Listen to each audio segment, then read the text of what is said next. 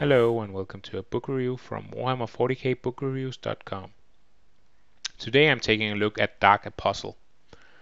Dark Apostle is for all of us that enjoy a good Space Marine book, but wouldn't mind a little more demonic worship and macabre human sacrifice in our fiction. Sure, blowing apart Xenos enemies with mass reactive boulder rounds is all well and good, but where's the sadistic enjoyment of inflicting pain or the raw hatred of anyone else but yourself? You know, the good traditional wholesome values of the Chaos Space Marines. Dark Apostle puts you in the blood-covered shoes of the Dark Apostle Gerolek, a Chaos Space Marines from the Wordbearer Legion, which are known for being especially naughty and fanatical in their service to the Dark Gods of Chaos, as they are in many ways the founders of the chaotic infection that led to the Horus Heresy all the way back in the 31st millennium. Gerolek and his 34th Wordbearers host are dispatched to the distant imperial world of Tanakreg.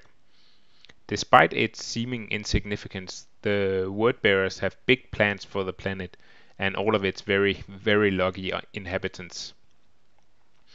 The story follows the Wordbearers as they clash against the imperial defenders of Tanakreg, fighting the Imperial Guard and the forces of the Mechanicus that is garrisoned on the planet.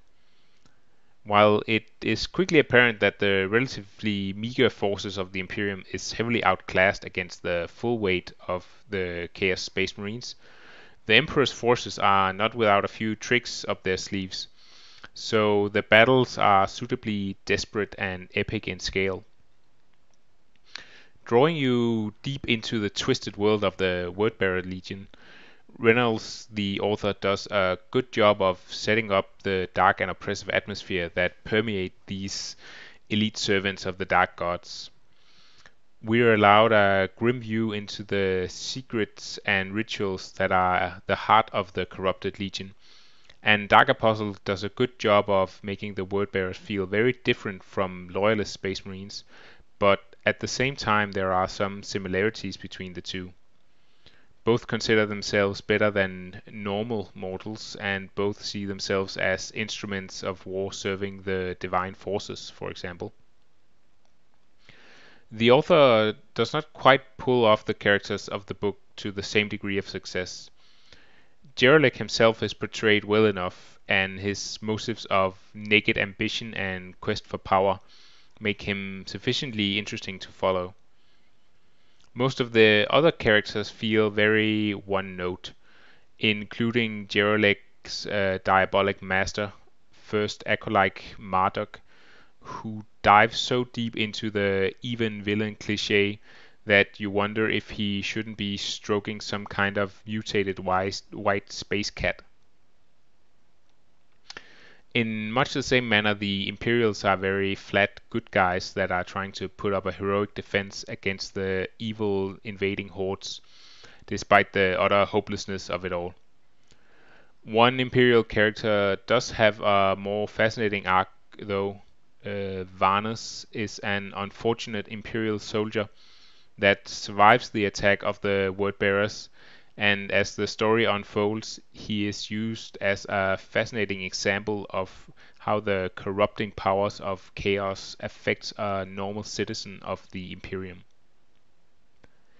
Dark Apostle is obviously fairly heavy on battles, as it portrays a full-scale planetary invasion, and these battles are well written, delivering a good sense of the dreadful instruments of war that a Chaos Space Marine Legion can bring into battle, including suicidal fanatics, demonically possessed engines of war, and of course the fearsome Space Marines themselves, who inspire fear and terror in the hearts of the average guardsman.